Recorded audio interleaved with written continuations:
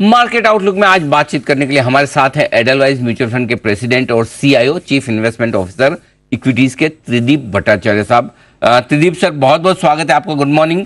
सबसे पहले राय, ये दुनिया भर में जो तनाव का माहौल बना है इस वीकेंड पर, उसी पर लेना चाहता हूं।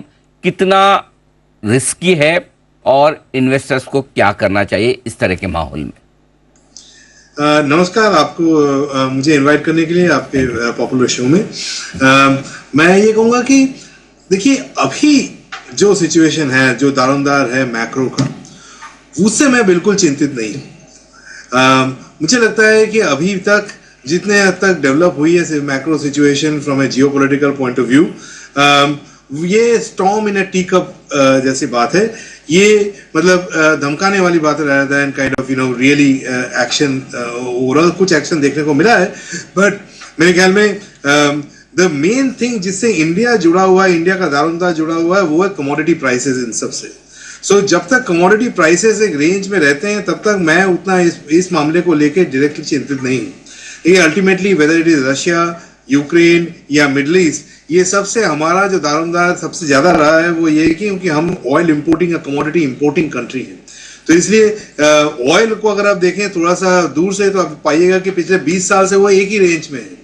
तो जब तक वो रेंज में है, तब तक हमारी सिचुएशन जो है रिलेटिवली बेटर है।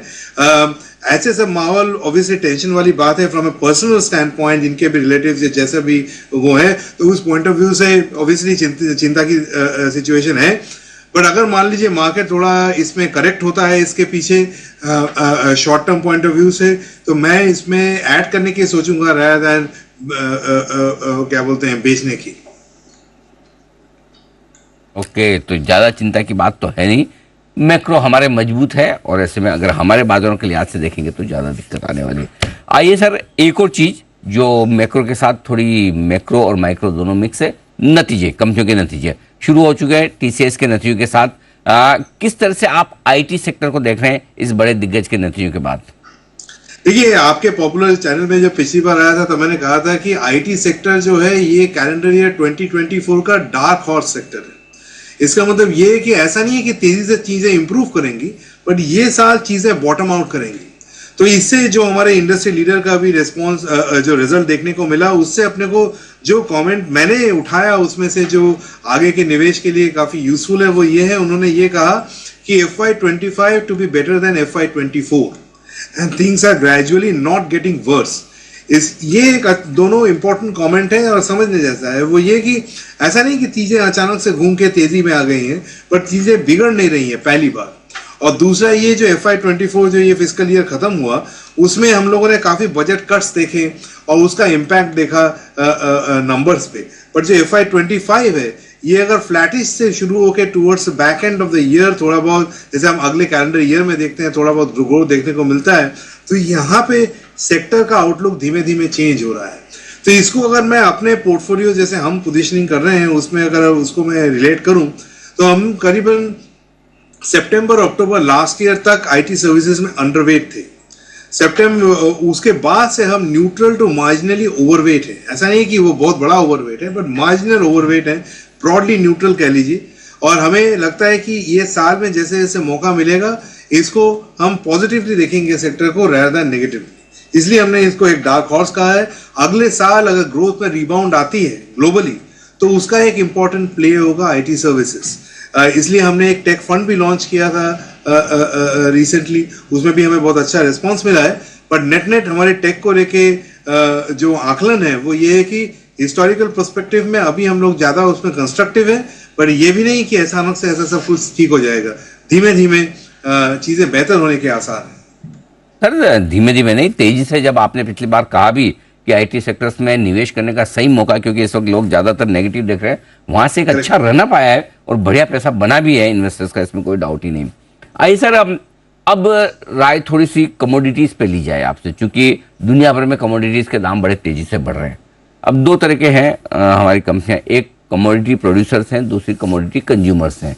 क्या किस तरह की पोजिशनिंग इन्वेस्टर्स की होनी चाहिए इन दोनों तरह की कंपनियों में दुनिया भर के माहौल को देखते हुए? आपने देश सिंघवी साहब नब्ज एकदम सही पकड़ी है। देखिए, अगर आप इंडिया इंक को दो भाग में विभाजित करें, जो आपने कहा कि एक कमोडिटी प्रोड्यूसर और एक कमोडिटी कंज्यूमर, तो नेट नेट इंडिया इंक जो है और नेट बैलेंस हम लोग कमोडिटी कंज्यूमर हैं। तो जब कमोडिटी, इसलिए मैंने आपको शुरुआती तौर पे कहा कि ये सब जियोपॉलिटिकल कॉन्फ्लिक्ट में अगर कमोडिटीज के प्राइसेस बढ़ जाते हैं, मतलब अगर मान लीजिए ऑयल $100 के ऊपर चला गया, या फिर स्टील या आयरन ओर प्राइसेस बहुत ज्यादा बढ़ गए, तो वो हमारे लिए नेगेटिव होते हैं, क्योंकि हम ये सब इंपोर्ट करने में करते हैं, क्योंकि हम कमोडिटी कंज्यूमर्स हैं। तो अभी जब तक ये जियोपॉलिटिकल सिचुएशन ऐसे बना रहा, आपने पढ़ाई होगा कि रशियन, यूएस और यूरोप ने रशियन कॉपर एल्यूमिनियम को बैन कर दिया है। तो इसके चलते एक short term point of view से थोड़ा बहुत प्राइसेस में स्ट्रेंथ देखने को मिल सकता है। तो एक नियर टर्म मेटल्स में तेजी देखने को मिल सकती है। बट मैं इन्वेस्टर्स को खास ये बोलना चाहूंगा कि ये तेजी या मंदी को पकड़ना बहुत ही कठिन चीज है। जो थोड़ा लॉन्ग टर्म व्यू है वो ये है कि जो चाइना में जो तेजी है वो पिछले तेजियों के कंपैरिजन में कम है। तो इसलिए अगर थोड़ा सा रैली आ भी जाता है तो उसका रैली थोड़ा कैप हो जाएगा एट सम लेवल्स। सो इसलिए अगर आप हमारी पोजीशनिंग देखें तो हम लोग थोड़ा सा अंडरवेट टू न्यूट्रल मेटल्स हैं, और हम लोग कमोडिटी कंज्यूमर्स की तरफ ज्यादा रुख किए हुए हैं। Actually the right way to put it कि हमारा मेन ओवरवेट जो इंडस्ट्रियल मैन्युफैक्चरिंग, जहां पे हमारे पोर्टफोलियोज बने हुए हैं, जब ऑयल या कमोडिटी प्राइसेस बेहतर करते हैं तो उनके भी शेयर प्राइसेस थोड़ा बेहतर ही हो जाते हैं। But net net if you still ask me, हम लोग कमोडिटी प्रोड्यूसर्स में थोड़ा कम है, ओवरवेट है, और न्यूट्रल टू अंडरवेट है। कंज्यूमर्स में और कमोडिटी कंज्यूमर्स की तरफ हमारा ज्यादा रुझान होगा। अब आइए सर, मेरा कहने का मतलब ये कि ये एकदम नियर टर्म मूव देखते हैं, not long term move. Sorry. Absolutely absolutely.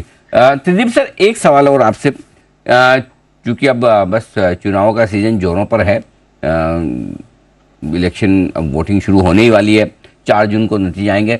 बहुत सारे इन्वेस्टर्स अब ये मन में सोचते हैं दो तरीके के, एक जिन्होंने पैसा निवेश कर रखा है, अच्छे पैसे बने, आप जैसे फंड बढ़िया बना के पैसा दे भी रहे हैं सर, तो खुश है लोग, तो सोचते हैं कि चलो बढ़िया पैसा बन रहा है, इलेक्शन के पहले थोड़ा प्रॉफिट बुक कर लें, क्या बाद में फिर देखेंगे। और दूसरा, जिनको लगाना है पैसा अभी, और वो भी यही सोचते हैं कि अभी लगाएं कि बाद में लगाएं, तो वो कश्मकश चलती रहती है। जरा समझाएं दोनों तरह के निवेशकों को क्या करना है सर। पहली बात तो इसमें एक सूरत हाल का पिक्चर अपने दिमाग में बनाना चाहिए। मेरे हिसाब से अगर मान लीजिए टोटल एनडीए एंड का जो काउंट है, वोट काउंट है, ये अगर 300 या 300 से आंकड़ा 300 से नीचे आता है तो आपको मार्केट में एक मटेरियल करेक्शन देखने को मिलेगा। मेरा ऐसा मानना है, ये मेरा बेस्ट गेस कह लीजिए, इसमें कोई रॉकेट साइंस नहीं है, मैं अपना गेस बता रहा हूँ। अगर मान लीजिए टोटल वोट काउंट 300 to 360 के आसपास आता है तो ब्रॉडली इनलाइन कहलाया जाएगा, मार्केट में बहुत ज्यादा रिएक्शन नहीं होगा। और अगर उससे पॉजिटिव, उससे ज्यादा आता है तो मार्केट में एक शॉर्ट टर्म पॉजिटिव रिएक्शन देखने को मिल सकता है। लेकिन हम ये भी देखें हिस्टोरिकली, जब ये बहुत बड़ा इवेंट एक बार हो जाता है उसके बाद थोड़ा सा एक कूल ऑफ को भी देखने को मिलता है। तो net net heading into elections, एक प्री इलेक्शन रैली कह लीजिए या स्ट्रेंथ कह लीजिए, और उसके बाद थोड़ा बहुत वीकनेस आ ही सकता है। पर मैं इस वीकनेस को एज ए बाइंग अपॉर्चुनिटी इसलिए देखता हूं, एज लॉन्ग एज गवर्नमेंट में कंटिन्यूटी है, जो इन्होंने विकसित भारत का जो एक रोड मैप रखा है, जो फोकस ऑन इंफ्रास्ट्रक्चर क्रिएशन और मैन्युफैक्चरिंग की तरफ बात करी है, जो उसमें मुझे लगता है कि इसमें सबसे बड़ा बात जो है वो ये है कि जो इसका मल्टीप्लायर इफेक्ट है वो 8 से 10 गुना होता है।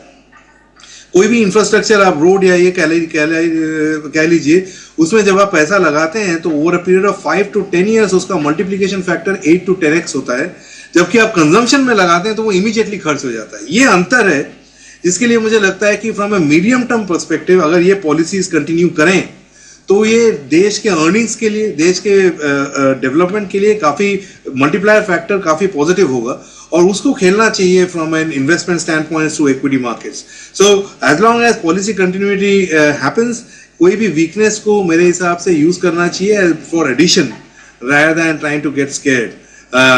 बाकी तो इलेक्शन व्यू पे जो मैंने आंकड़े बताए उस हिसाब से अगर आपको किन का व्यू से कम है तो उस हिसाब से आप प्रिपेयर कर सकते हैं नियर टर्म। बिल्कुल, तो आपने एकदम अच्छे तरीके से समझाया, बताया कि चुनाव से पहले और बाद में किस तरह की रखनी चाहिए स्ट्रेटेजी। त्रिदीप सर, बहुत बहुत धन्यवाद आपका समय देने के लिए और विस्तार से बाजार के डायरेक्शन पर हमारे दर्शकों को अपनी राय देने के लिए। जल्द आपसे फिर मुलाकात होगी। Thank you so much sir. नमस्कार। नमस्कार सर। और इस बीच बाजार